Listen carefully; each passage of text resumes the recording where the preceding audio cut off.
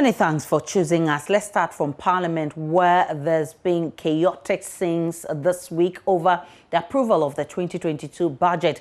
The House has set up a 20-member committee to resolve the stalemate. Leadership of the House have themselves acknowledged that the recent developments don't augur well for parliamentary democracy and the need to build consensus. The minority on Friday voted to reject the policy document amid claims it will further impose hardships on the ordinary Ghanaian due to the introduction of what has been described as obnoxious taxes. However, the majority group on Tuesday set aside the ruling of Alban Bagbin, Speaker of Parliament, affirming the rejection of the budget last week, Friday. The minority, who were unhappy with the move, also filed a motion of rescission in an attempt to throw out the approval of the budget by the MPP caucus and its ruling on the motion by the NDC MPs challenging the approval of the policy document. First Deputy Speaker Joseph Owusu argued as an MP he enjoyed privileges of the deputy and not clothed with the full powers of a speaker.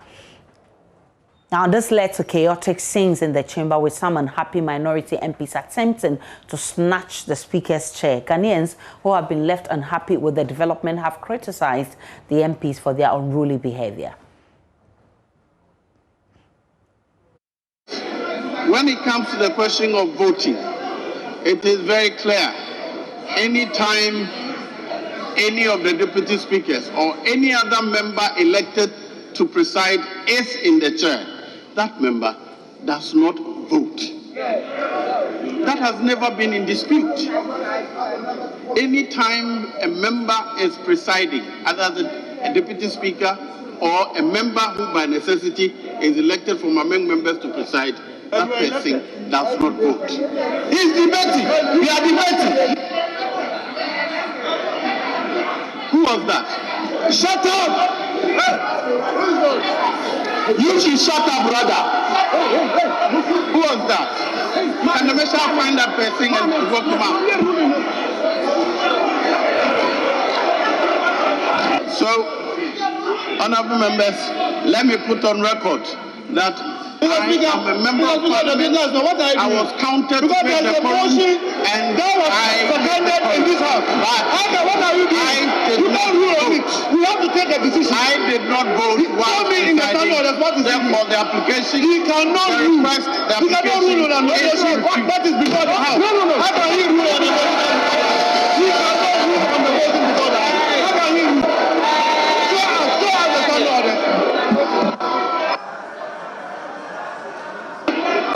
Honourable members, sitting is suspended for 1 hour.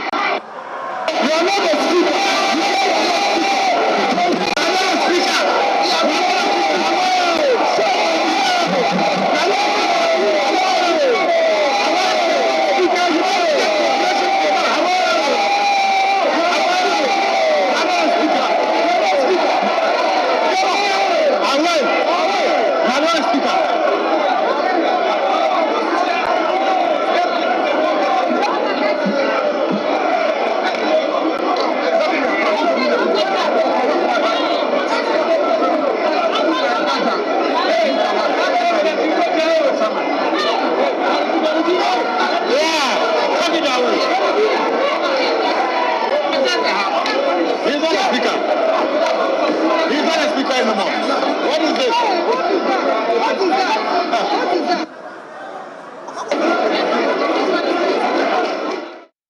The Parliamentary Service says it is working to resolve the disagreement. Director of Public Affairs, Kate Addo, who is unhappy with the recent developments, has rendered an unqualified apology to the general public, adding there are ongoing talks to settle the impasse. The opportunity, and obviously everybody is anxious to see an end to what you describe as the impasse. It's been a very stressful few days. But we want to assure everybody that, as I'm sure everyone is aware of, this is in the best interest of the country. All the parts that are agreeing or disagreeing are doing so based on very deep convictions that have to do with the public interest, and that is what is paramount. We recognize that there have been issues that the public is anxiously waiting to see a resolution and Parliament finally coming out with solutions to what seems to be major disagreements at the moment. We can, as Parliament, we can assure the citizens that we are working on ensuring that as soon as possible, as soon as practicable, we'll be able to put together a resolution that will serve the interest of each and every Ghanaian. And that is what we are working for. That's what the Parliament, institution of Parliament was actually set up for. And so as soon as possible, Parliament is going to come out with the final resolution to the matter. I can assure you that the leaders, the relevant actors in the game are working together to ensure that we are able to come to some consensus for work in the Parliament to go on. This is the 8th Parliament of the Fourth Republic. 4 times 8 is 24 years. We've come a long way. We are very jealous of the gains that we've made as an institution. We are not about to not let those gains mean something to us. And so would like to assure everybody that as soon as possible, Parliament is coming out with some resolution to the matter, and the relevant people are speaking to each other. And we are hoping for a resolution. How soon is this resolution going to be? Well, they are talking, and that is the good thing. Yesterday they were in consultations, and today I know that they are in further consultations as soon as possible. These are issues that have to do with oversight, and it's at the core of what Parliament does. And so it's imperative that every I is dotted and every T is properly crossed. And that's why we are seeing what we are seeing. But I would also like to take the opportunity to explain that the work of Parliament, not just in Ghana, but in Africa, the world over, tend to be sometimes very forceful, especially when people have convictions that they stand by. And so while what is happening may not be the best, it is not out of the ordinary in parliamentary practices the world over. We pray that we don't see things like that in our parliament. But when they happen, or if they happen, I think it's best to know that everything is being done with the utmost interest of the public at heart. We apologize for what may not sit well with people, and we promise that as much as possible, we will work bearing in mind the nuances and the cultural sensibilities of the people that we serve. Once again. Now, the minority in Parliament, their leader, Haruna Idrisu, says his side has no interest in jeopardizing the running of government, but warns they will stand out against any illegality. Today, we have been told that deputy speakers are not speakers.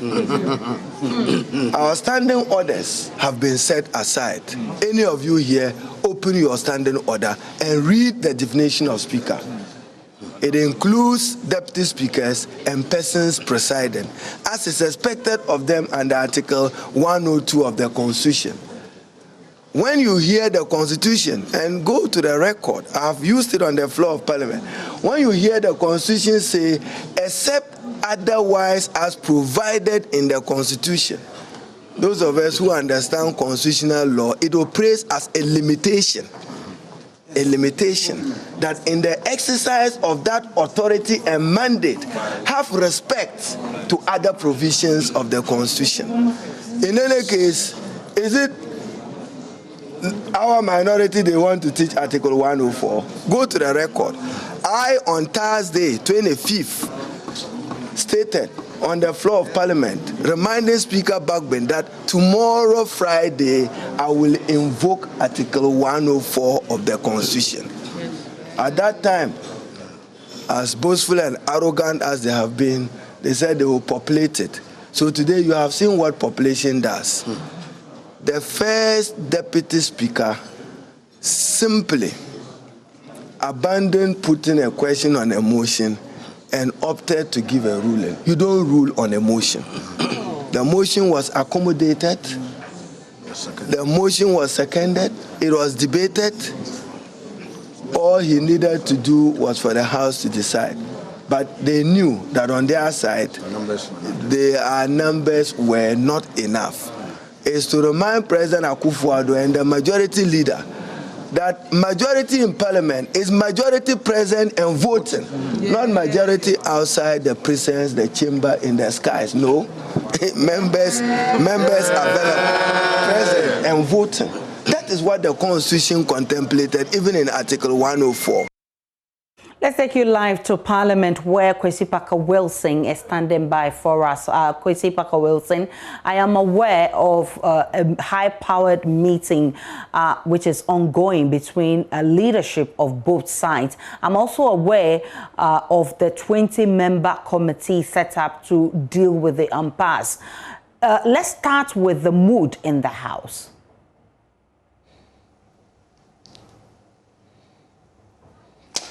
Aisha, so as I speak to you, Parliament in itself, or proceedings, has ended for today.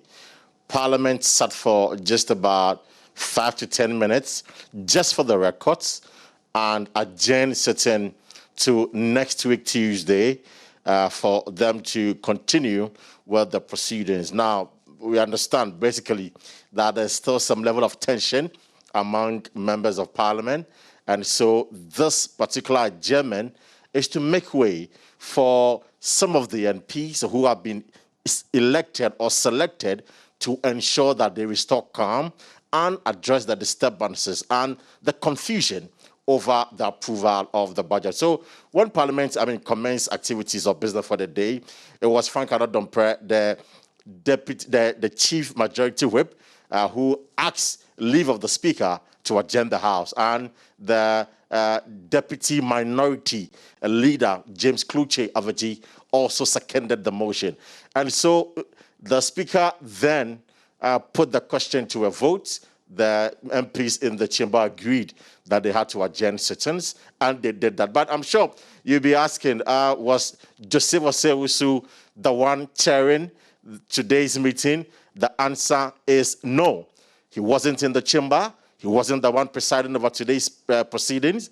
It was the second Deputy Speaker of Parliament, that is the Member of Parliament for Femenam, who was in the chair today. Now, the understanding we are getting, Aisha, is some of the NDC MPs are raising concerns about Mr. Osewusu's presiding meetings going forward, presiding over meetings going forward, because of his what they call bias and lack of neutrality. And the point he himself, Joseph Owusu, made yesterday about the fact that he is the deputy speaker doesn't make him a speaker, which actually led to the confusion and disturbances that we saw, including the moves not to allow the motion put before him to be voted upon, which of course generated a lot of confusion. I'll give you all the backstories later, but first of all, let me just speak to the Honorable Edward Bauer here from the NDC. They just held a press conference shortly after adjournment, and the question has been that, or the disagreement or the confusion or misunderstanding has been that yesterday there was no motion before the House. That is the argument put forward by the NPP. The NDC on the other side say there was a motion before the House. But, Honorable, let me understand. You had the press conference trying to bring some clarity to some issue. The NPP is clear. NPP is clear in their minds that it was an application for a motion. It wasn't a motion before Joseph Owusu. So the approach he adopted by ruling without putting the motion to a vote was legitimate. Why are you challenging that, sir? Thank you very much, Parker. And I think that when you have two different groups of people arguing over what happened or transpired in a particular meeting or in a particular occasion, the records of the minutes, the minutes will always indicate as to what actually happened. Today, the minority's position has been vindicated by what we call the votes and proceedings. The votes and proceedings generally is supposed to be like the minutes for the day. What is a summary of what happened. And if you look at the votes and proceedings, and you look at page 9 of Wednesday, 1st December 2021, page 9, you see clearly that the motion was admitted by Mr. Speaker. The motion was moved by Honorable Haruna Idrisu. The motion was seconded by Honorable Mahama Yarga. The motion was debated upon. So after the debate, the natural sequence would be that Mr. Speaker would put the question for us to vote. And usually the question, it is a voice vote. Yeah, those in favor and for and against. And if at the end of the day, one side feels that according to, based on Mr. Speaker's own discretion, his ruling is wrong, then you can then challenge it. And that's what we call a division and everything. But the crux of the matter is that if you look at what happened yesterday, it has been clearly recorded in the votes and proceedings, which is supposed to be the records of what transpired in the chamber on a particular day. And for this particular reference, December 1st, 2021. But you see, the challenge, the argument people always make is the fact that, oh, Mr. Speaker never admitted it, and that because the dictates of Order 51 were not followed. Now, the Order 51 talks about the prior approval of Mr. Speaker before the motion is introduced. To give him advance notice. Talks about that. But one thing that people are not addressing their mind to is that at the time when the majority leader got up on a point of order to indicate that the minority leader had not sought, the prior approval of Mr. Speaker. Mr. Speaker had opportunity at that time to have said that on the strength of the fact that you had not sought my, my prior approval, I declined the motion, to accept the motion. But Mr. Speaker went ahead and admitted it and made the minority leader to move it. And then it was seconded. And in fact, debated upon. So for Mr. Speaker to have, at the end of the debate, to have, if you know, before he even is ruling, he seemed to have been involved in the debate himself. He was debating because he was also stating his position as to what he thought the rule. And when he was going to now rule, that was when Honorable Mutaka got up to draw his attention. Then, Mr. Speaker, you seem to be missing something. What you are missing is that we have finished with the debate and you need to put the question. You do not have the right to just go ahead and rule. The House has to decide on the motion. And the House deciding will be only through a vote. And it was at that point that Mr. Speaker never understood and decided to rule. You realize that he made a ruling, declining the motion. How do you admit the motion? Let them debate on the motion. Then you come back again. I mean, this is... So you mean the Speaker erred? Is that what it is? In fact, I am convinced that if he goes to sit down and reflect on his own actions and behavior and how he handled yesterday's proceedings, he would have known that he erred big time.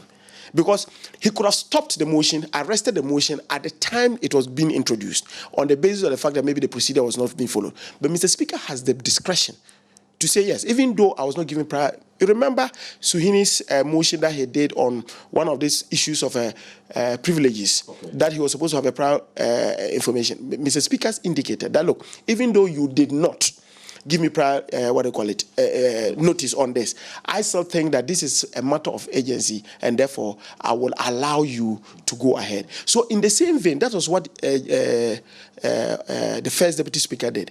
And so after the debate, he had no business again trying to make a ruling on that. It was meant for the House to take a decision. And the House does that particular ruling through a vote, either through a voice vote, and if the voice vote is not accepted by a faction of the House or by a member of the House, the member of the House has the right to rise up. And then... And that's what actually led to the whole chaos yesterday. And I've been told by some of your colleagues, I don't know if there's a general thing among the minority caucus, that since the Speaker or Joseph Osei-Usu indicated to the House that he's a member of Bekwai, he's a member of Parliament for Bekwai and not the Speaker, then going for it in this 8th Parliament, then there'll be a push to get him out of the Speaker's seat so that at least they'll allow those who are willing to be neutral and not biased mount to the seat. Is that what is happening within the NDC? Yeah, these are thoughts that have gone through a lot of people's mind, including myself. And the point is this: if you look at our Order 7, the Order 7 gives a definition of who a speaker is. The Order 7 talks about Mr. Speaker himself being a speaker and any other member who presides over a sitting. And so it tells you that at the time the first Deputy Speaker was presiding, he was presiding as a speaker. That's the first point. 2, you will recall that on Tuesday, before the supposed approval of now what they call the budget, the acting clerk got up and read Order 13.2 indicating clearly that, look, Mr. Speaker was out of the jurisdiction, and that as per Order 13.2, the first Deputy Speaker was to assume the role of Mr. Speaker in all that, and that until otherwise stated, he was going to act as the Speaker of the country, of Parliament. And so, if you knew this, and then you openly say that you are not the Speaker, then you have no business sitting there. Because then we are a bit confused. Because as we speak now, the head of Parliament now is the first Deputy Speaker, because the Speaker himself is out of the jurisdiction. But if the person who is supposed to hold the fort says, I am not the person, it tells us that whoever comes there in the form or shape of Honorable Joseph Osewusu is an imposter. And so we will not be comfortable with that. So yes, it is. We are only holding him to his own words that he is not the Speaker. And so that is the challenge that we have. So if he resumes on Tuesday or any other day and he comes to the chamber as the Speaker presiding over the House, is this something you protest or what? Because I don't get it. No. This is a man who has been elected by Parliament to be the first Deputy Speaker. You can't challenge that. It's on record. Yes, and that is true. And that is why we're surprised that at one point, that for him to have said that he was not a Speaker, because that's why I indicated. I said on Tuesday, before proceedings went on, the acting clerk got up and read Order 13.2.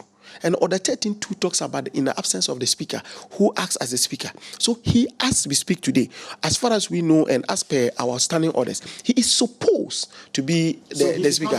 What then happens? As we say, he has not done that. So when we get there, we'll cross this. We'll cross the bridge. But for us, we speak now. You know, after he suspended sitting, he refused to come to adjourn the sitting.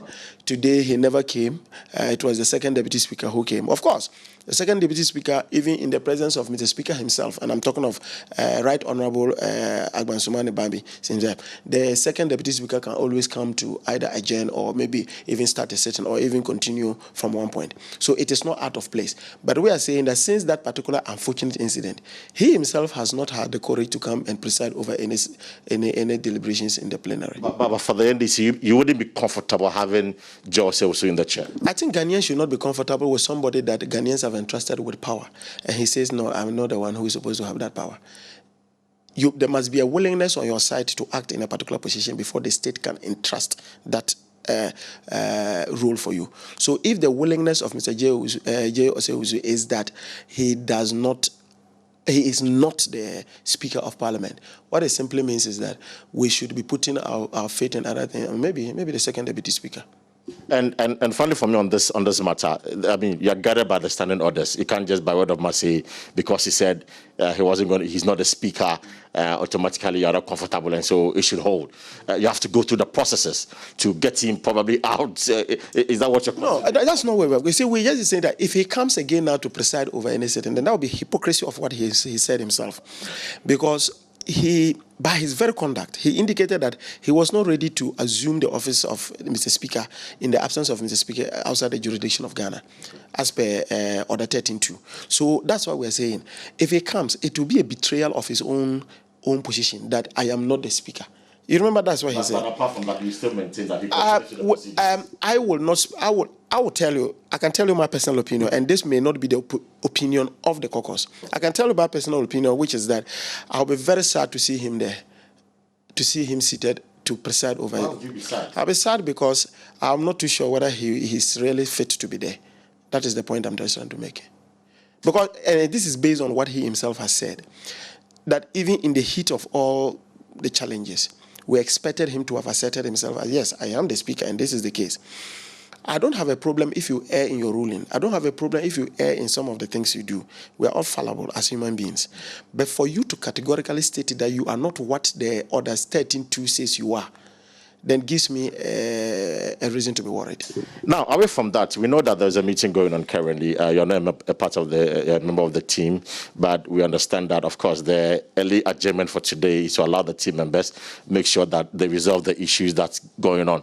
Now, on Tuesday, when you return, what are your expectations? Because Ghanaians are expecting a very disciplined parliament, a parliament that will ensure they deepen our democratic governance. They say what happened yesterday was clearly unfortunate. That was unruly behavior. And of course, the Public Affairs Director of the House has apologized to the people of this country. So for you, next week, Tuesday, what are your expectations when it comes? That, I mean, everything should be settled, then Parliament can move on and do which one? First and foremost, let me state very clearly that on Sunday, the minority stated its position.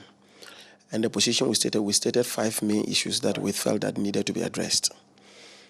The issue of the e-levy, the issue of the ACA being rephrased in the budget, the issue of the benchmark revenues, the JAPA deal, and then and the Qatar defense that make some allocations for that. So these were the 5 things. 4 of them have been handled by the government. You are told.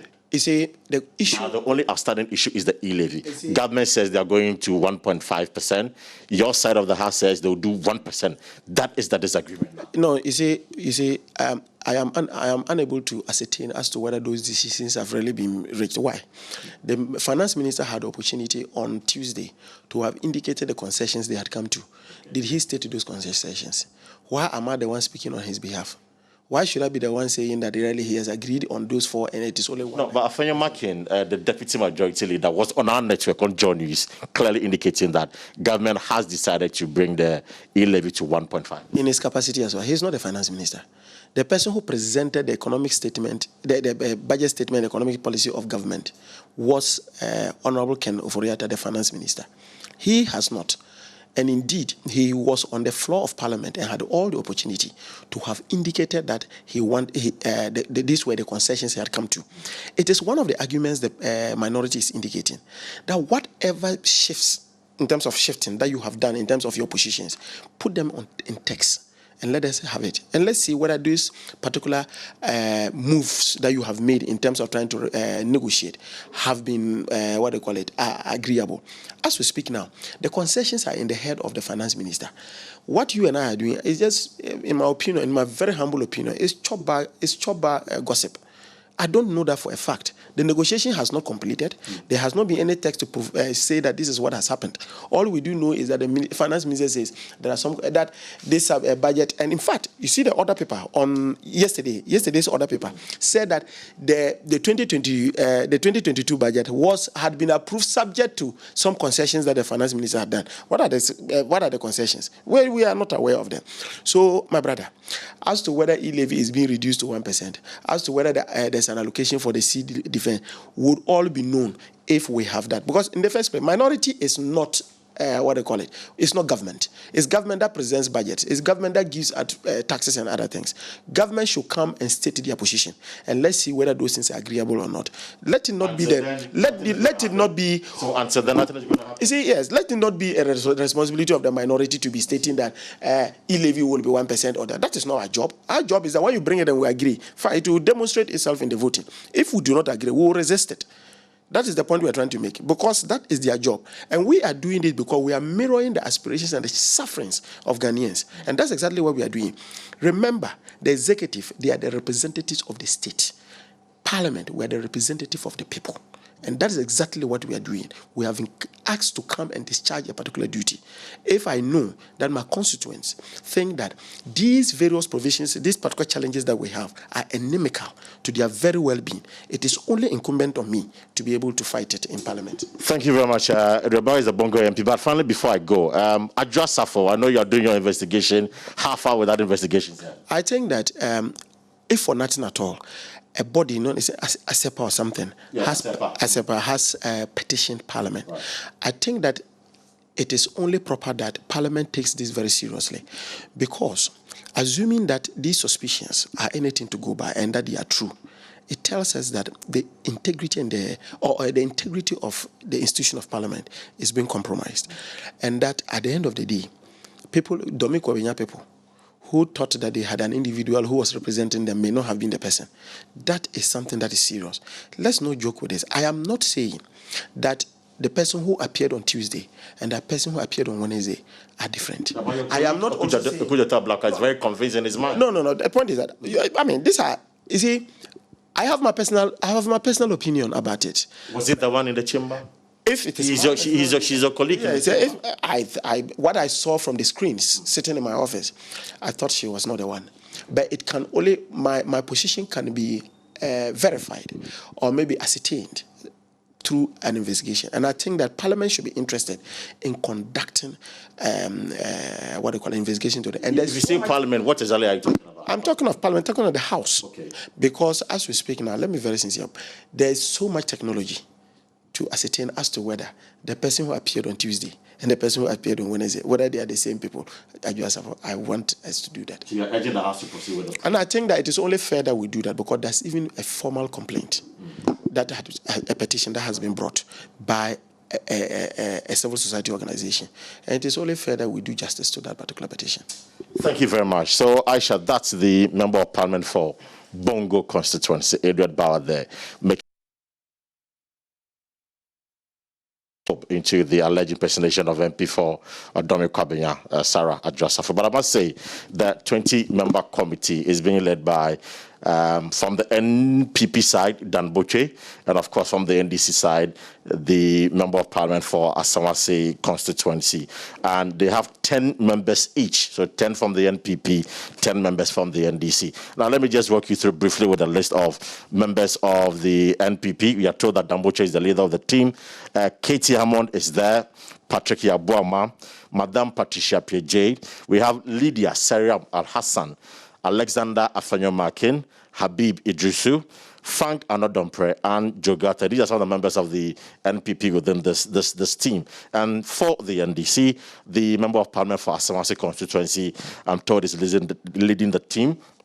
Also, we have Roxanne Nelson, Dafia Mepo, Sam George, James Agaga, Kwabna Minta Kando, Enex Nobe, Richard Achampon, Ahmed Ibrahim, and Madame Comfordoyo Ganza. So these are the team who are supposed to ensure there is calm when Parliament returns on Tuesday. Now, 3 quick issues that has been tabled before them. Of course, when the Member of Parliament for Bongo was speaking to me, he mentioned the E-level. It is clear that is a subject of controversy, and that is the main reason why the budget, well, I don't know whether it's been approved or not approved. Well, we are yet to see that, but that's the main reason why the budget is yet to get to the committee level for the estimate to be considered.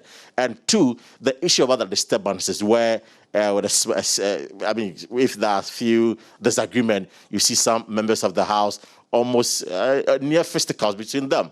They are also trying to see how they can get their members of the House to cooperate and remain calm. And finally, to ensure that some of these things does not recur going forward with this 8th Parliament. I am told that they know that what happened yesterday does not augur well for our democracy, and they want to build an image and a proper integrity for members of Parliament. So the meeting is ongoing. It is the reason that today Parliament adjourned sitting early so that the members of the team can go ahead and engage each other to bring a lasting solution to what is happening in the country or in the chamber, or perhaps what has happened in recent past, right from Friday, yesterday, and of course last Tuesday as well. Is our correspondent in Parliament. He's indeed indicated the terms of reference for the 20-member team that is supposed to resolve the impasse. He's also indicated that there's a crack team of leaders from both sides who are trying to resolve this issue and reach consensus. He's also told us who the members of the 20-member team comprises. Afenyo-Makin is part, and he's mentioned Seria Malasan and a number of them who are in that team to help resolve the impasse in Parliament. We'll be monitoring for you. Of course, this is where you need to stay for all the updates from Parliament. But if you think you're fully protected after receiving the COVID jab this month, you will have to do a rethink, because health experts say it takes 28 days for immunity to kickstart. At the annual general and scientific meeting by the Ghana College of Physicians and Surgeons, doctors emphasized a caution for people to be extra careful during the festive season, because they could still be susceptible to the virus as their bodies are not fully fortified against the disease, especially with the new strain Omicron now confirmed in the country. Senior specialist in infectious diseases, Dr. Joseph Ajite Oliver Kome, has sent a strong caution to strictly adhere to the preventive protocols, even if you have been injected.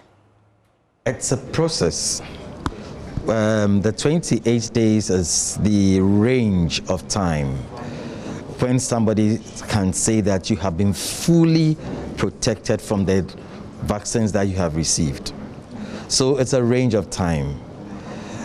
I must say that even if you vaccinate today, give yourself 28 days time, it's another month. So in January, you'll be fully protected. Remember that once we start giving the vaccines, the immune system kicks in. So you may get COVID along the line, but the effects will be very mild because your protection will not be as great as somebody who is fully vaccinated. So if you get COVID, let's say you vaccinate today, fully vaccinated on the 1st, second dose on the 1st, and get COVID around maybe the 15th of this month, you may still have some symptoms as compared to maybe getting COVID in January where you may not have symptoms at all. So a lot of people are jumping onto the vaccination wagon so that once they get the vaccine, they can take off their mask and enjoy their Christmas. I will say that you take the vaccine, still keep your mask on, still keep your distance, still enjoy yourself, but make sure that you have taken the vaccine. It adds to your protection. The protection is wash your hands, wear your face mask, socially distance, add the vaccination to it, and you know that you are covered. If it's a 2-series vaccine and you take only one, you are not protected. Whether it's 28 days or not, you are not protected. If it's 2 doses, you need to take the 2 doses to say that your protection has begun. And after 28 days, you know you are fully vaccinated and protected. Your antibody levels will be high. Apart from that, he tells JoyNews frontline health workers are unwilling to face another wave. The health workers are tired. They are not looking forward. I must be honest, they are not looking forward to another wave. So we as Ghanaians should take our destiny into our hands. People may take their leaves during this period, and you can't force them. If for 2 years they haven't gone on leave, they need to rest. My facility at the moment, we seem to be on the quiet, but I can tell you my people are just not ready to move into another wave. We had a wave last December. They are saying we do not want another wave now. So I will say to Ghanaians, think about your safety first. You decide whether you want to live or you want to get COVID and die from COVID. In terms of preparing for the worst, do we have vaccines? Yes, we have vaccines. Do we have PPEs? Yes, we have PPEs. Do you have the manpower who is well motivated, who is ready to more or less accommodate somebody who has been reckless? That is the part I think we are not there. And I believe that we can all do ourselves a lot of good if we take our destiny into our own hands, look after ourselves. And once the health workers see that Ghanaians are a little serious themselves, once unfortunately you get COVID, people will willingly go out there and help you. But if we are reckless and they see, then we'll have ourselves to blame. Well, as the Christmas festivities inches closer, there's a build-up to events and large gatherings. However, award-winning music producer and COVID survivor Edward Nanapokose, popularly known as Hammer of the Last Two, is advocating for a tone down on activities. Christmas festivities are around the corner. I think that we should meet it head-on by slowing down on activities and gatherings for this Christmas. That's the only way, because the timing is very bad. If it's actually here and I'm hearing about 10 cases so far, it's not smart to look at it lightly, because this Christmas people will gather a lot, and I think that it will do ourselves a disservice if we don't put some embargo on a few of the events, 2 large events, you know what I'm saying? Or we make sure that the events, the protocol on the events are very strict. Otherwise, we will shoot ourselves in the foot. What I can say is that it is just clear that this new variant is showing itself now. And the bad timing about this is that it's coming at Christmas, where we can't avoid most of these events. I suggest that this Christmas should be about family. Stick with your family and not a Christmas of outings. You know, keep away from the nightclubs, keep away from events, stick to the family and spend time at home. Well, the festive season is fast approaching, and with it comes that dry breeze that sometimes leaves cracks beneath your feet and your lips. Well, it's the Harmattan, and the Ghana Meteorological Agency says we should feel the intensity of the weather this weekend. Joining us on Zoom with more on this is Joshua Samoa. He's a meteorologist. I'm grateful for your time, Mr. Samoa. Harmattan is one weather I personally do not like. I detest it because it gives me a lot of discomfort, especially breathing. There are people getting cracked lips, cracked feet, and all of that. How intensive is it going to be this year? Okay, so first, let me say a very good afternoon to everyone listening and watching us. So basically, the intensification we are talking about is just for the northern portions of the country, not the entire country. So areas in the upper east, upper west, northeast, and parts of the savannah and our northern regions are where we are expecting the intensification to be experienced, not across the whole country. So for us along the coast into the forest zone, we'll continue to see the periodic clouds and then localized rainfall occasionally. It's not yet going to affect the whole country. It will take some time before transit from the northern portions into the southern parts of the country. It's always been like that in the north, but for us in Accra and Kumasi, for instance, I'm quite interested to know how it's going to be here. We've started feeling some dryness in the air already. How is it going to be in Accra? Okay, so for the next few days, Accra will just see that slightly dry conditions that you're talking about because the atmosphere is gradually drying up. So we'll be experiencing the relatively dry conditions from now till the end of December before we enter the Harmattan itself. So for now, we are not yet in the Harmattan. We are in the transition from the rainy season into the dry season. So for us in Accra, Kumasi, so most parts of the forest zone, and the coastal sector, we are still not in the dry season yet. So what we are experiencing now are just transition from the rainy season into the dry season. The dry season in itself will come towards latter parts of December into January. So now it's a caution for us to actually prepare our minds and ourselves for this because it's something that will happen. What should we do in preparation for the weather to change? Okay, so the changes that we were communicating to the public were an intensification in the hazy conditions over the northern portions of the country.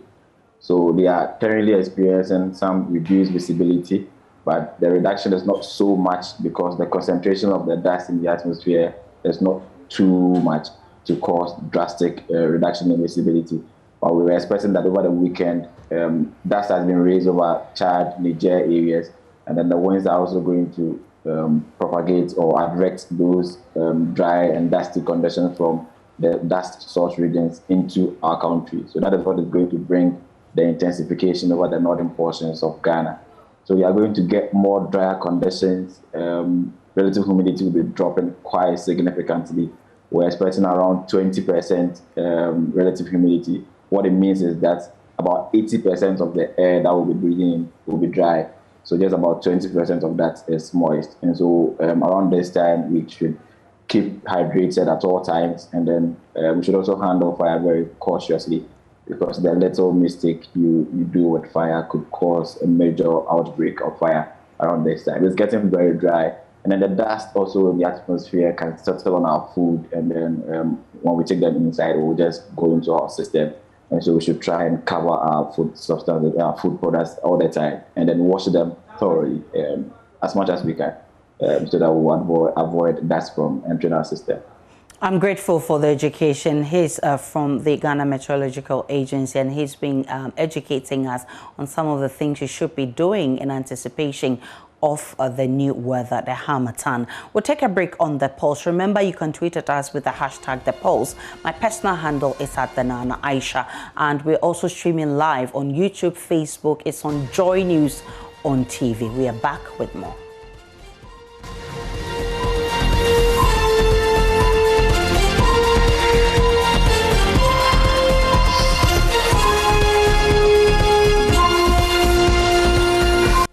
Welcome back to The Pulse, to the rest of our stories. And on Joy Clean Ghana campaign, at least 4 people are in police grips for cooking and selling food under insanitary conditions.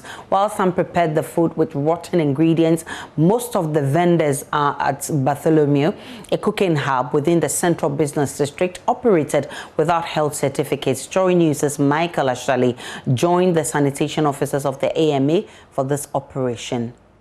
Banku. A local maize mill is on fire, yet animal droppings litter the entire cooking area in Bartholomew, a food hub within the Accra Central Business District. But it's business as usual. Caterers here careless about their environment as they cook to feed thousands of hungry mouths. Environmental health officials of the AMA moved in and closed down the place. Not one of the best. This is a place they cook food. There are a lot of animals, live animals all over the place, and you can see this food. Look at the droppings of the animals. See, you can see how the place is. So when you are talking food safety, this is not one of the best of food safety that we are seeing here. You can see the insects. You can see. Have you seen? Yes. See, look at the maggot I was talking about. This is a maggot. Have you seen it? It's a maggot growing inside the fridge where food is being produced. In fact, we've arrested the cooks, and we are going to ensure that we arraign them for court. One other vendor was busily slicing rotten onion bulbs to add to her food. Madam,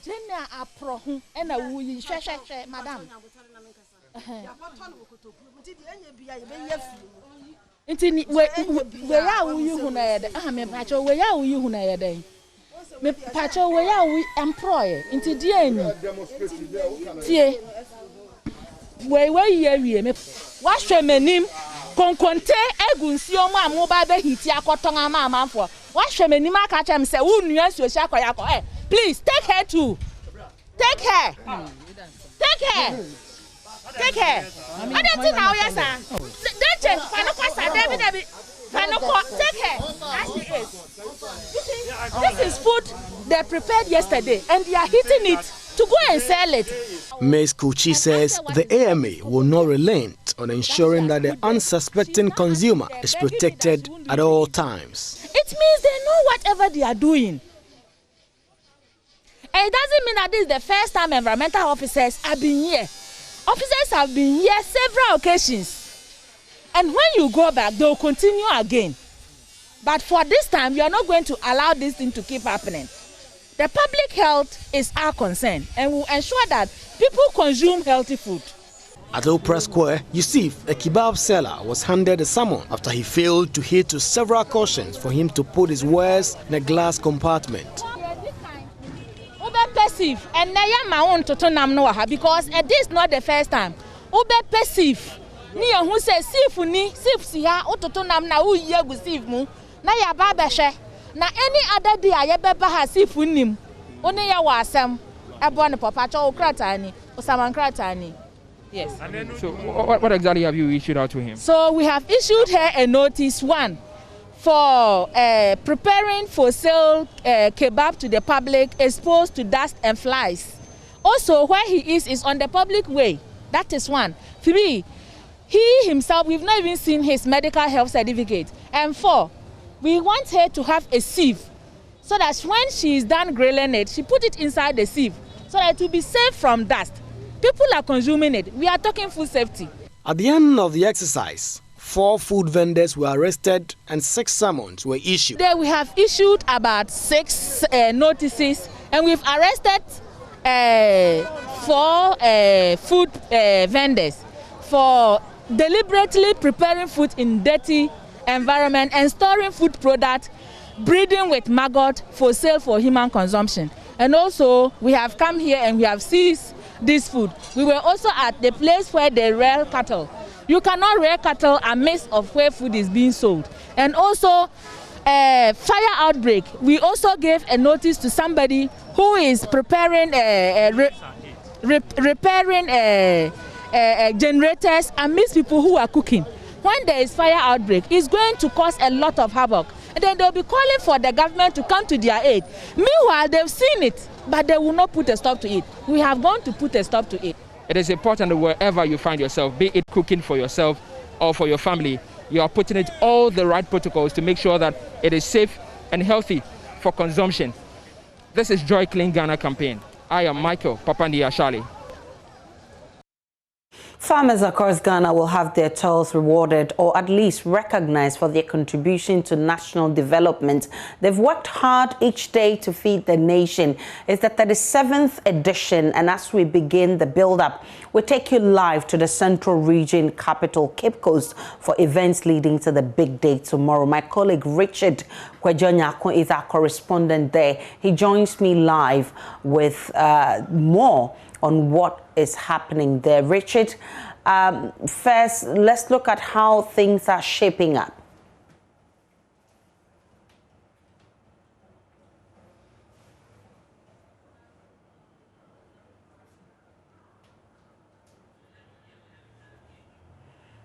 Richard, we cannot hear you.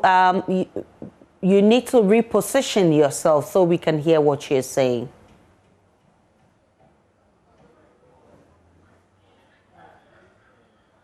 All right, so we'll try and get Richard Kwejonyako back on to tell us more. But Charles Nyava, who is with the Peasant Farmers Association, has also joined us. And earlier, they issued a statement. Mr. Nyava, Dr. Nyava, I'm grateful for your time this afternoon. Hello, Dr. Nyava. If you can hear me, welcome to The Pulse this afternoon.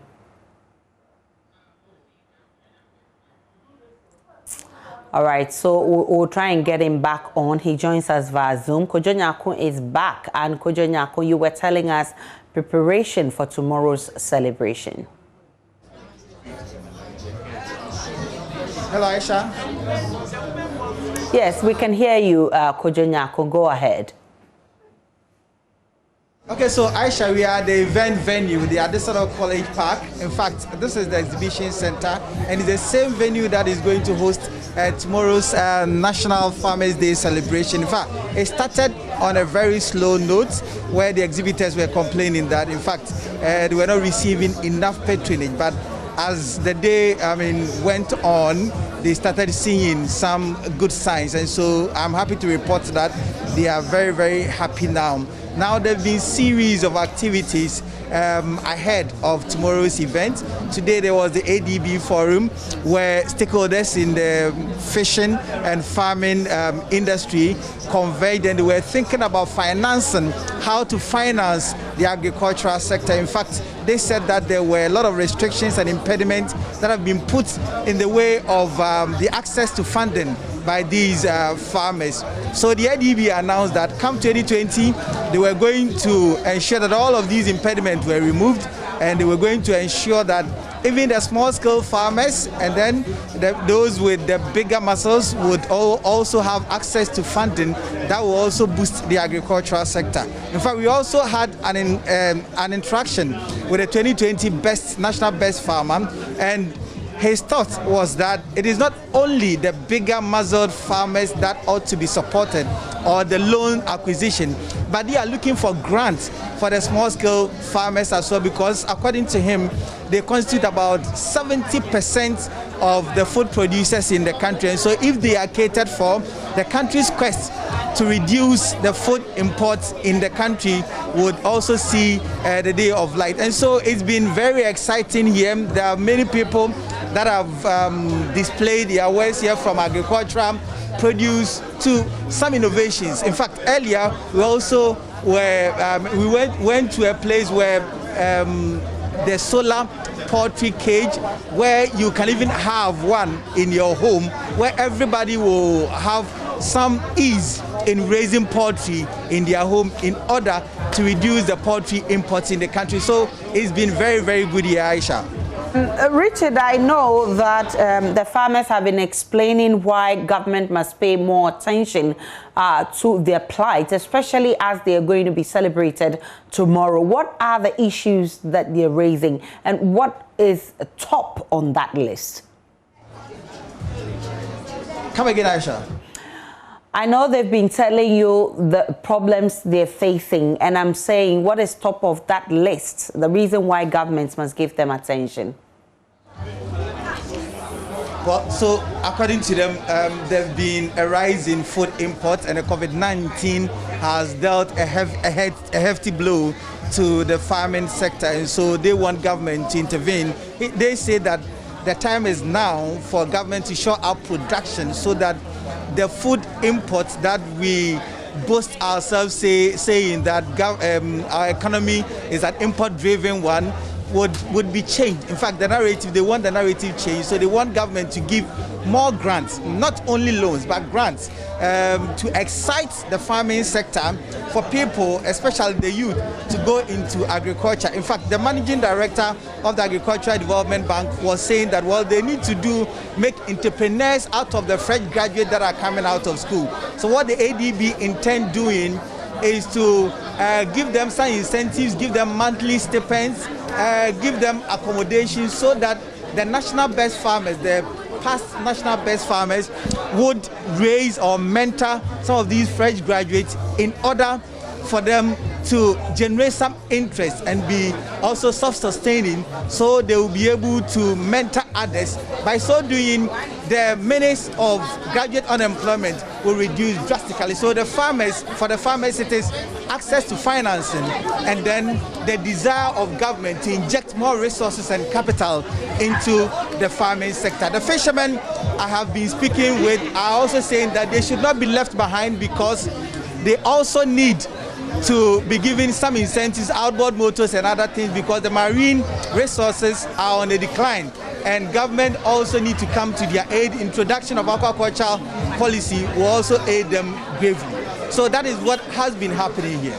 Thankfully, Dr. Nyava, Charles Nyava, who is head of programs and advocacy for the Peasant Farmers Association, has also joined us. I'm grateful for your time, Dr. Nyava. You have listed a 7-point, if you like, challenges for government to deal with. In there, you have COVID-19 pandemic affecting farmers, you have climate change issues affecting farmers, and you are also issuing a stern warning to government to ensure that the e-levy that it intends to charge farmers, it should ensure that it doesn't discourage them from participating in government's digitalization drive.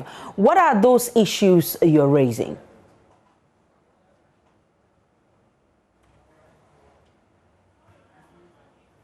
Kindly unmute for me, Dr. Nyava. Okay. Thank you very much, Isa. Can you hear me? Loud and clear. Okay. So I was saying that let me use the opportunity to also congratulate all smallholder farmers across the country who, through the effect of COVID and climate change, have tried to ensure that the country is still a food secure nation. Now, we have listed a number of issues, and this is not the first time. We've already presented some of these issues to government.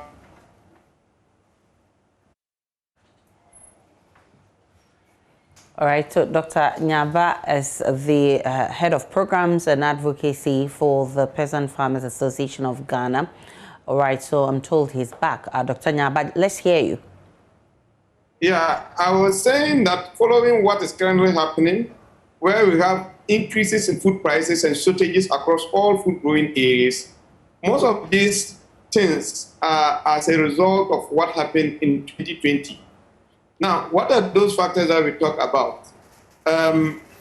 There is a global impact of COVID-19 on a lot of input providing industries that we depend for inputs. For instance, many fertilizer companies fertilizer everywhere, making it impossible for importers in Ghana to get fertilizer. So more farmers actually produce without fertilizer. And apart from that, access to inputs, access to mechanization service has also become a problem. Not only availability, but costs were too high.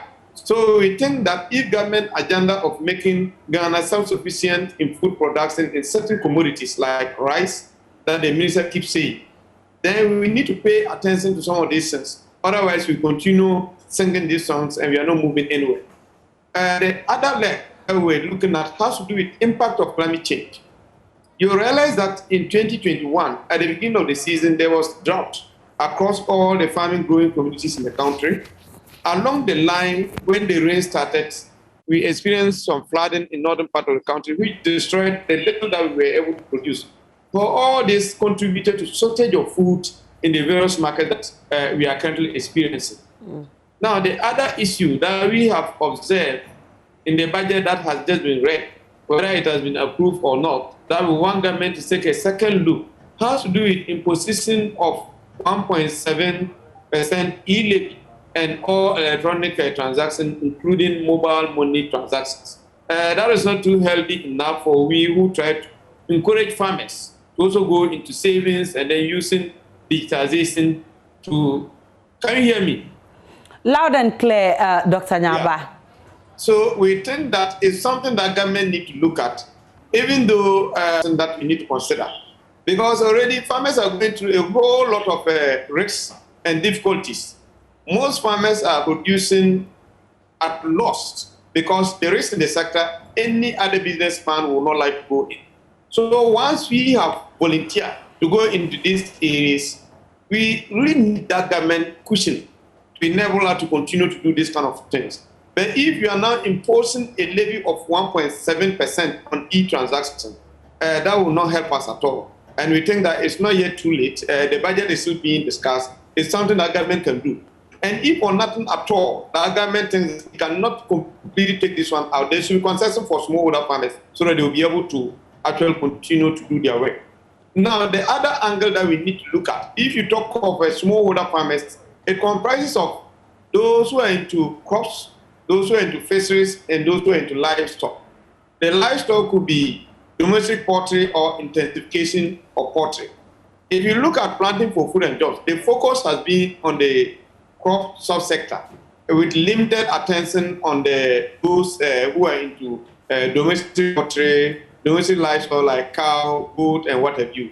As a result, we continue to import meat. Meanwhile, we have the capacity in the country to produce enough meat for our own consumption and even for the neighboring country.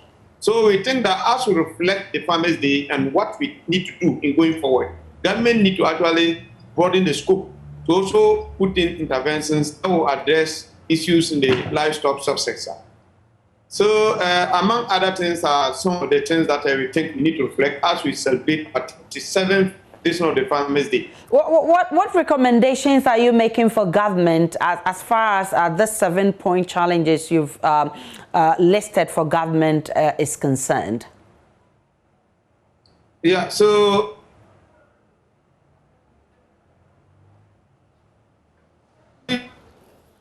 our major point has to do with availability of water for dry season farming. So we are recommending that governments should go back and look at the one village, one dam that was initially instituted, of which the dams were not properly constructed. We want government to put in money to increase dams across the country and the silted irrigation facilities. That was one for the climate change. In terms of mechanization services, we want government to increase investment in bringing in customized smallholder machineries, those that can be used for planting, those that can be used for harvesting. And then also in establishing mechanization centers, it should be possible for farmer groups to be able to procure some of these centers and manage them for the benefit of smallholder farmers. We've seen a situation in the past where these centers were actually sponsored with the taxpayer money, then they should be handed over to farmers to manage them. In the area of livestock, we want government to actually subsidize feeding and then increase extension services to domestic poultry and domestic livestock.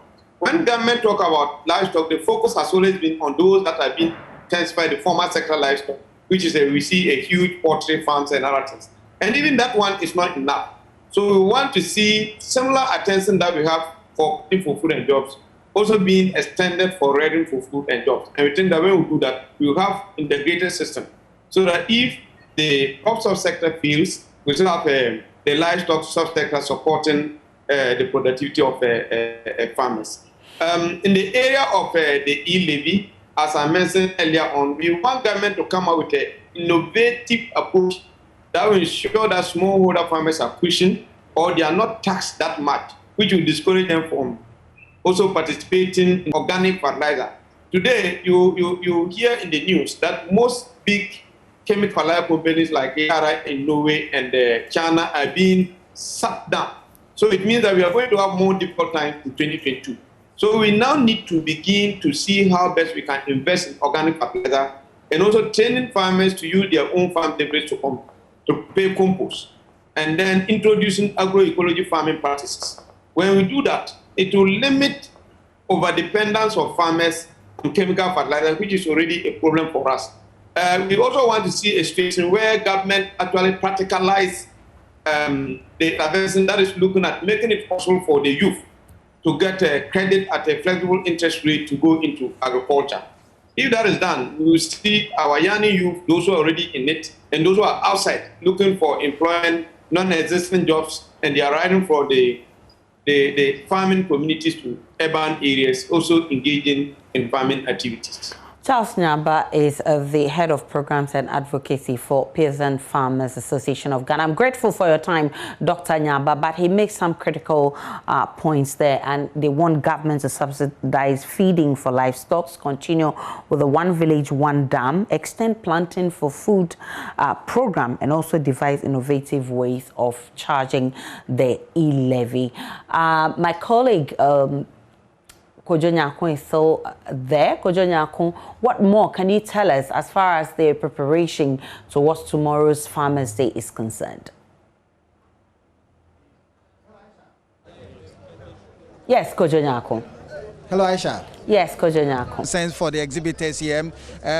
You see here, there are some South African goods that have been brought here. They are advertising that people should come and buy them. And let me speak with you. Hello, good afternoon. Afternoon. Well, so I've seen these South African goods here, and then the price tags that are here. I can see $1,350 for one goat. Yeah, How that? Yes, these are special breed of goat. These are Boer and Kalaharis, and these are for breeding. These are not dogs, goats that you are buying just to go and eat. They are for genetic improvement. And these goats are coming from South Africa. They are coming from an area where the cost of feeding an animal is very high. So all that is factored into the price. The price you see over there included freight to Kotoka International Airport. And you know that due to Corona, freight has gone up. So have people come here to buy some? Or? Yeah, some people have come and now make deposit that they will be bringing some for them. These animals, as we speak, these are for somebody. They are brought for somebody. So they will be bringing more for those who are making inquiries. Because you see, the economics of these animals is super. Okay. All right. Here, so you could see this, it is called the solar poultry cage. And this one, they tell us that you could just raise poultry in your home with ease. It has everything, and so you do not need to worry yourself. It produces lights, there is water there, and so all that you need to do is to just draw this, the tray here, and then you can empty this one and put other things in. And so these are among the things that are being exhibited here. I can see people trooping to come and look at them. A lot of them are beginning to make some good sales as well, and they are beginning to get excited. Nyakun is our man on the ground for us. Tomorrow is the big day where farmers will be applauded or recognized for their hard work. We'll say congratulations to them ahead of that day, but Back here in Accra, one person has been confirmed dead and another injured after attempting to slash a demolition task force led by the Tema Metropolitan Assembly enforcing the Making Accra Work Again project. There were gunshots after attempts by the police to rescue the works engineer and members of the task force who were evacuating the squatters. Regional Commander of Police, DCOP Idi Seidu, the injured person is responding to treatment. The squatters, who are mostly Nigerians involved in those things, they pounced on the engineer. The police had to rescue him. And in anger, they turned on the police, stoning them. The police restrained themselves. But along the way, one was given and he fell. He got injured. One other person was also hit, and the police wanted to pick them. Then they picked them. They themselves prevented the police and took them to one of the hospitals nearby. But eventually the police went and rescued them and took them to a police hospital. In the course of treatment, one of them passed, but the other one is undergoing treatment at the police hospital. So while the police were concentrating in ensuring that law and order is here, a section of them passed at the back to go and attack the divisional headquarters. So the divisional commander radioed for reinforcement. So as regional command, we directed all patrol vehicles to move to this direction to support and maintain law and order. And that is why we are here. We're live on the Pulse from our studios here in Kokomlemle. We are also live on YouTube, Facebook, Instagram. It's on JoyNews on TV. You want to tweet at us, tweet it at #ThePulse. And my personal handle is @TheNana Aisha. We'll be back shortly with more.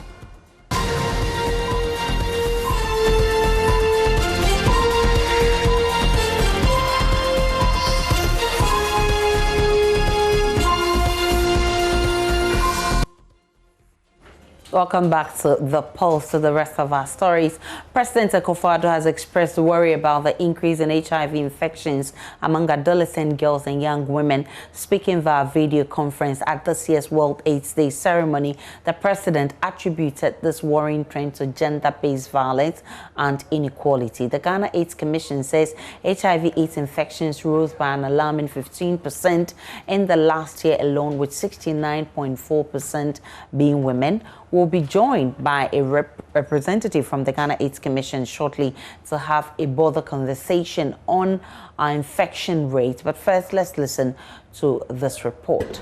I know that this theme is a key aspiration of the SDGs.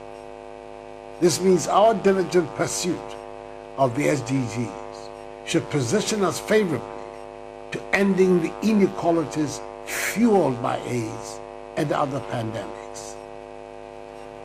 As rightly pointed out by the UNAIDS, the Joint United Nations Program on HIV/AIDS, and I quote, "Today, the world is off track from delivering on the shared commitment to end AIDS by 2030, not because of a lack of knowledge or tools to beat AIDS, but because of structural inequalities that obstruct proven solutions to HIV prevention and treatment," unquote.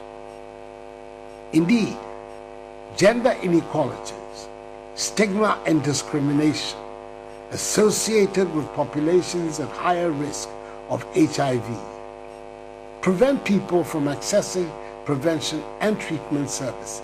Sharing a solution on how to eliminate HIV infections, President Akufo-Addo said girl-child education is the way to go. Gender inequality is a major reason for the disproportionate disease burden on women and girls. 2 out of 3 Ghanaians living with HIV are women, whilst 4 out of 5 new infections in young people aged 15 to 24 years are adolescent girls and young women. It is extremely troubling that adolescent girls and young women account for 28% of total HIV new infections in the country. For us to end AIDS, we must eliminate inequalities and discrimination in every form of its manifestation. Joining me now on Zoom is Director of Technical Services at the Ghana AIDS Commission, Dr. Fred Nana Poku. Doc, I'm grateful for your time this afternoon. First, let's understand what Ghana's situation is right now. What's the infection gap? Is it bridging or widening? Right. Thank you very much, and thank you to your listeners and readers in giving us the opportunity to express some of these things. Currently, we're having quite a high number of new infections in the country. We have over 18,000 new infections, 18,928 new infections occurred in 2020 alone. Okay. And this gives us a total of over 346,120 persons living with HIV in the country in total. So, if I understand you, in 2021, nobody has been infected with HIV/AIDS? That is not the issue. The estimate has not been released for 2021 as yet. Okay. Usually it is done a few weeks or months at the end, after the end of the particular year. Great. So the figures that we are releasing now is 2020. At the end of December 2020, we had over 18,928 new infections. Okay. Treated by His Excellency. About 28% of this occurred in adolescents, youth between the ages of 15 to 24 years. Okay. This are over 5,000 new infections. And the disturbing issue, and I think he emphasized the gender inequality as well. This number, 83% are females, and only 7% are males. This let us understand and see the gender disparity that is occurring in the country. What do you think is... Okay, go ahead. Yes, let's please go ahead. Go ahead and explain to me, sir. So it's very necessary that we have in place relevant strategies and policies that will ensure that new infections decrease. But what do you think? What do you think is accounting for this figure that a lot more women are getting, or a lot more girls or females are getting than the males? Right. So there are quite a number of factors. We have anatomical and physiological considerations based on the makeup of the different genders, right? Okay. Yeah. Structural barriers, structural considerations. Yeah. That we have mentioned some already. That includes inequalities, and that includes gender inequalities in the society. Okay. There are customary issues that also comes to play. Structural issues such as the level of education, the amount of education, girls' child being in school so that they have reduced risky behaviors. There's possibility and associated factors as well.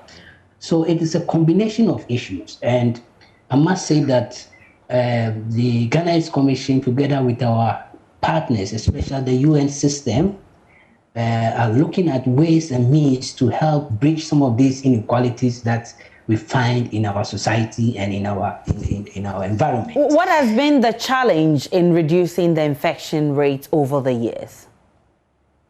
Right.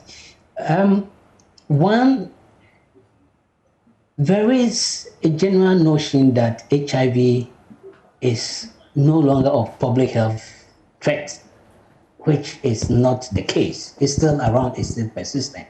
Okay. And sometimes people tend to forget that the disease, the virus, is still with us. So the preventive modalities and structures that people used to have been put aside. Similar to maybe, I don't want to say COVID, I mean, over a few months, people are thinking that it's no longer very vital. So they are, in quotes, losing their guard and not going by the preventive method. So that is one of the key issues. We need to increase the information sharing, BCC activities across the breadth and length of Ghana for people to understand that the virus is still amidst, in our midst, and we need to adapt those preventive behaviors that we used to have. Is it that we've relented? Is it that we've relented on our? Is it that we've relented on our efforts in creating awareness? That is why we're seeing this. It's partly so. It's partly so, but I wouldn't want to blame it or I mean, like, say that that is the sole cause of our woes. What's the biggest challenge?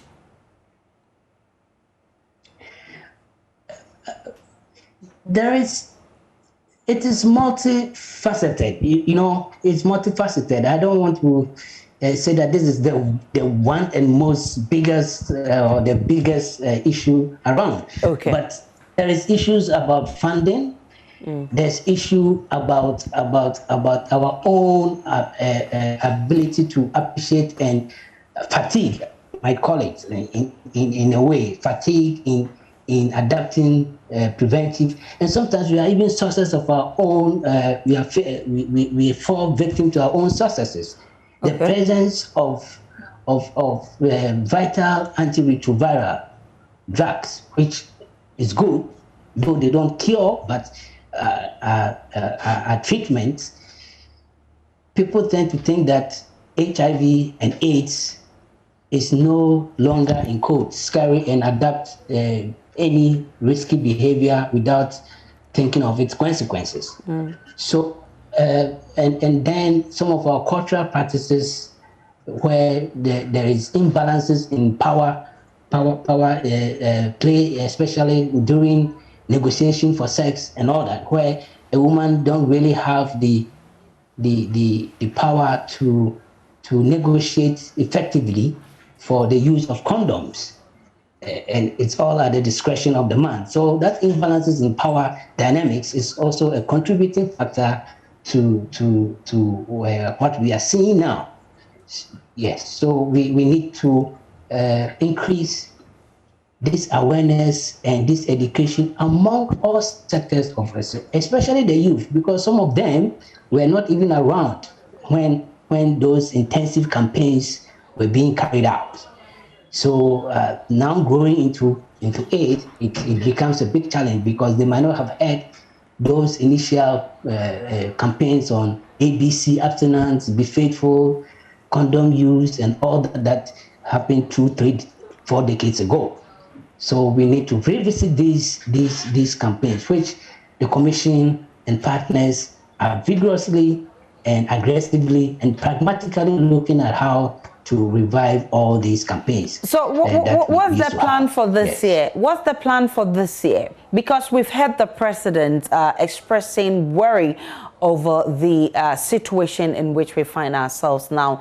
He talks about structural issues. He's talked about stigma and what have you. You rightly mentioned that structure issues, how educated people are, is also causing some of these situations we're seeing.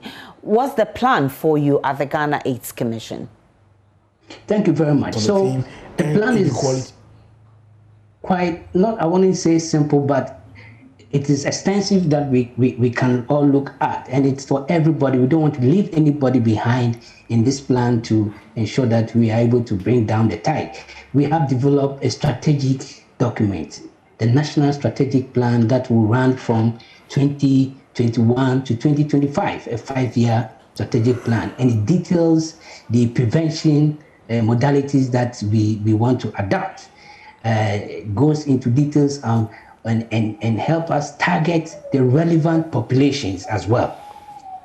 Then we know that treatment is also very crucial, because currently we know that people that are effectively taking their medications and attain viral suppression are unable or incapable of transmitting the viruses sexually. So treatment being helpful for the individual who is on the drug is also a preventive strategy, what we call treatment as prevention, because at that point where you are virally suppressed, even when you have sex with an uninfected partner without using condoms, as it is, you are unable to transmit the virus. So the Commission is looking at all these preventive modalities and treatment modalities and looking at how effective we can make these among the populace. We are also looking at prevention of mother-to-child transmission. And indeed, that alone accounted for quite a number of new infections in Ghana. In 2020, we can have, I think we had over 3,000 infections that were due to mother-to-child transmission. So in ensuring that every mother undergoes the prevention of mother-to-child transmission services or receive that services and then follow the laid out modalities and protocols, then we are sure that infections that are being brought into Ghana through mother-to-child transmission will be curtailed. Because the coverage for PMTCT services in 2020 was about 71%. It means that there is still some gap. And we need to strengthen all the various structures, be it in the health system, be it in individuals' customary and understanding of issues. You know, the health-seeking behavior of our populace is another thing that we have to work on. Dr. Nana Poku, I'm aware that the 2021 statistics will be done getting close to the year. I don't know if you've put together something already, but what can you say from the information that you have? How is it looking like? Yes, so the process had begun, and we hope that latest in the first quarter of 2022, we will have those figures, estimates being ready. But it is quite promising. We will see some changes. We will see some improvement in the data, in the indicators that we have set for ourselves as a country. And we are still working on them, and we hope that when it's all out, we will all be happy about what is currently happening. And we will see a downward trend on some of these indicators as it is. Yeah. Well, I do hope it makes us happy. Dr. Fred Nana Poku is Director of Technical Services at the Ghana AIDS Commission, and he's been explaining to us the situation with our HIV/AIDS status. The United Nations Capital Development Fund, through its Boosting Green Employment and Enterprise Opportunities in Ghana project, is constructing a 2.6 million worth climate resilient proof culverts bridge at Yebu in the Ahanta West municipality of the Western region. The project, which kicked off in September this year, is expected to be completed by November this year to serve and relieve the community members from the unbearable situations during the rains. Correspondent Inathalia Kwanzaa has more in the following report. This is a typical concrete making site. Ideally, it should have been dominated by men, but the reverse is seen here.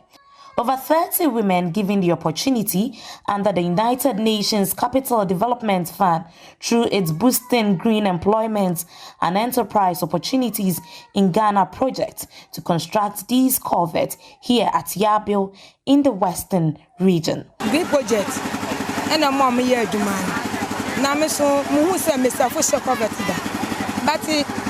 Green Project is responsible for the construction of this bridge. I have never seen women fixing culverts, but here in the Ahanta West, women equally are able to fix the culverts because the men are inadequate. The number of the men are 18 while we are 30. We support the men in fixing the culverts. We are grateful to Green Project, and accounts have been opened in which our monies are deposited for us to go and collect. This road has been deplorable for about 23 years. Now that it is being fixed, if anyone would want to come to Kijebu, it would be much easier.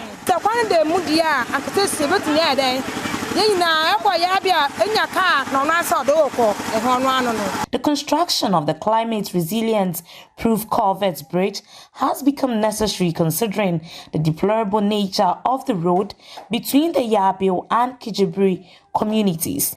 The Ahanta West Municipal Works Engineer Frank Japon, speaking to JoyNews, says members of the two communities were not able to access nearby facilities such as schools and healthcare centers, among others, whenever it rained. And the Kijibri side is going towards the where the culvert is constructed, so that, as you said, especially the pregnant women, the children, and the other people too, they can have easily access to the health facility. The chief's compound is just about some few meters away from the culvert, and the Kijibri chief's compound is also very far from here. So we constructed this culvert specifically to link between the two communities so that they can have access to the chief compound. The Boosting Green Employment and Enterprise Opportunities in Ghana project is a 4-year action plan from the European Union, the Embassy of the United Kingdom of Netherlands in Ghana, SNV Netherlands Development Organization, and the United Nations Capital Development Fund. The project aims at creating greater economic and employment opportunities for youth, women, and returning migrants by promoting and supporting sustainable green business in the Ashanti and Western regions. Technical specialist for the local Government Finance, UNDP, Angela Yaira Kwashi says, with the recent climate changes across the globe, climate resilient infrastructures should be implemented to support the rural communities for sustainable economic development. Because we are trying to build resilient infrastructure, climate resilient infrastructure, the MMDA, in consultation with the community, they have selected this project because when it rains, the whole area gets flooded, which prevents the community members from moving up and down this road. And also, when we were coming, you saw a chips compound. So it prevents them from accessing this facility. Now, this infrastructure project is going to make sure that even in times of heavy rains with flooding, the community members can still, traverse this corridor and to access other opportunities on the other side of the road. Some beneficiaries who were present lamented on the deplorable structure of the bridge over the years, depriving them access to other neighboring communities during the rain. We'll take a break on the pulse for the latest in the sports world.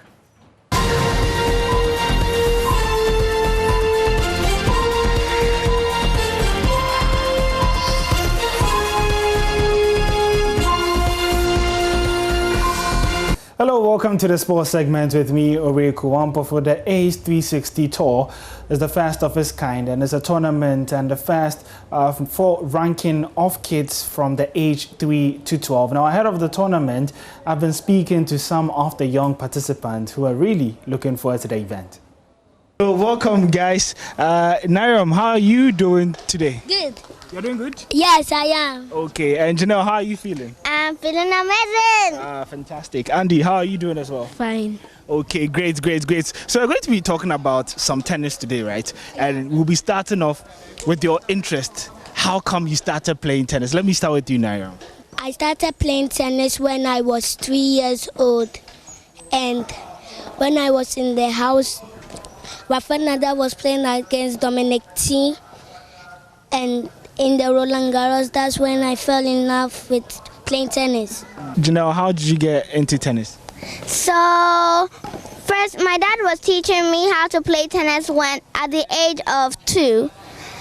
And as I was growing and growing, I got more interested in playing tennis.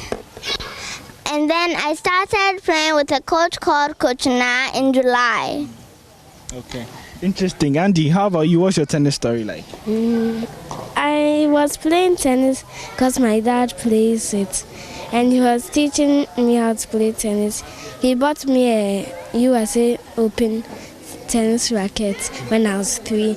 And then he hung a ball on the ceiling, and then I was practicing playing tennis. That's interesting. I love how all of you, go into tennis. All of you have role models in tennis, right? Yes. Great, good. Let me start with you, Nairam. Who's your role model and who do you look up to? I have 2 role models. My first role model is Rafael Nadal. I like him because he plays with a lot of power and passion. And I like Roger Federer because he has a lot of technique when he's hitting a ball. Interesting. And what about you, Janelle? Okay, so I look up to Serena Williams because she also tries her best to get the ball. She tries her best to get the ball, and I like her because she's always trying her best to get the ball, and she's using all her courage and she's disciplined too. Interesting. Andy, what about you? My role model is Novak Djokovic, and I like him because he has won 19 Grand Slams. Yeah. Now he's actually made it 20. Do you think he's the greatest of all time? Yes. He's the world number 1. He's the world number 1 there. Well, do you agree with him? Do you think Djokovic is the greatest of all time? Or you think Nadal? I think all are the greatest. All are the greatest. What about you? I think Djokovic is not really good because he's smashing his racket every time when he's angry. You think that's not good? But even though you don't miss, you just have to try and see what you can do better. You just have to be trained not to smash your racket in the middle of a game. Yeah. What do you think about that, Andy? He says that Djokovic keeps on smashing his racket. Do you think it's something he can improve on? When he smashes the racket, he just gets a new one. But when he finishes it, it's all for him. Okay. So guys, I know you are young and you go to school and you play tennis. How is it like, balancing schoolwork with tennis too? How does it feel like? It's hard and difficult because I do classes 5 times each day, and also I go on court on Tuesdays, Thursdays and Saturdays, so the days I have to go to school when I'm doing classes, it's hard for me to balance it. And what about you? Okay, so I think it's easy for me because doing schoolwork may be difficult, and playing tennis may be hard and difficult as well and tiring, but it's still easy for me.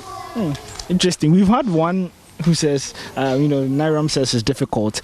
Janelle says it's easy. Where do you fall? Mine is just normal for me because I just play tennis regularly, and sometimes I even go on Sundays with my dad and play tennis. So there's a big tournament coming up for kids, the ACE 360 tournament. All of you are going to be part. So I want to hear your thoughts, preparation, and what your expectations are. Janelle, how prepared are you, and are you confident you are going to win? Yes. Yes to which one? How confident are you? Are you prepared? I'm very prepared, and also I'm wishing to be the first. Is this your first ever tennis tournament? Yeah, it is my first ever tournament. So are you a bit scared? I'm not a bit scared because I have a lot of time to practice my tennis to the day we have the tournament. Okay. Andy, I heard you saying this is your second tournament. How did the first one go? The first one went well. And this time, are you hoping to finish first? How is preparation going for you? The preparation is going well, and I think I'm going to win the tournament. You think you're going to win the tournament? That's good. That's good. I'll come back and check once the tournament is over. But Naira, let me come to you. Both of them are very, very prepared, and they all think they're going to win. What about you? How confident are you? I am very confident, and I've also played at tournaments too. Which tournament was that? It was in the clay courts on Christmas. This Christmas Day, I was 4 years old playing tennis, and I'm confident I'm going to win my second tennis tournament. I'm prepared. Between the clay courts and the hard court, which one do you prefer? I prefer both. You prefer both? Okay. Let's talk about your training sessions. What's a normal workout day like for you? What are some of the drills that you do? Sometimes on drills, I go for a walk. I jog around the house. I take my dog out for a run. And then sometimes I just do push-ups up to 15 to 60. Okay, that's interesting. Andy said sometimes he goes for walks, he jogs around, and he does push-ups. What are some of the things that you do for training and workout? Well, every time I come to training, it's the same thing. I jog around the court, then I do some physical trainings, then I hit some balls, then I play a fun game, then I go home. Interesting, Janelle, what about you? So, yeah, I'll just come and then I have to run around the court 5 or more times and then jog on the ladder, skip over the step, and then I'll start with what I actually do. So there are lots of physical things that we all have to do. Yeah, it's true. And also my dad plays tennis. He helps me whenever we go to our second house. Okay.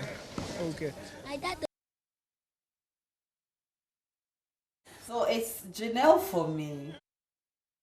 She says it's not difficult. School activities may be difficult, tennis and blah blah blah, but she still enjoys it. How's very it confident. for you? Do you enjoy it? Me, I can't balance.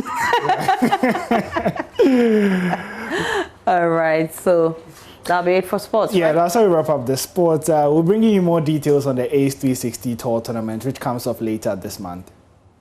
And that'll be it for the Pulse this afternoon. I've indeed enjoyed my almost 2 hours stay with you. My name is Aisha Ibrahim. Enjoy the rest of our programs.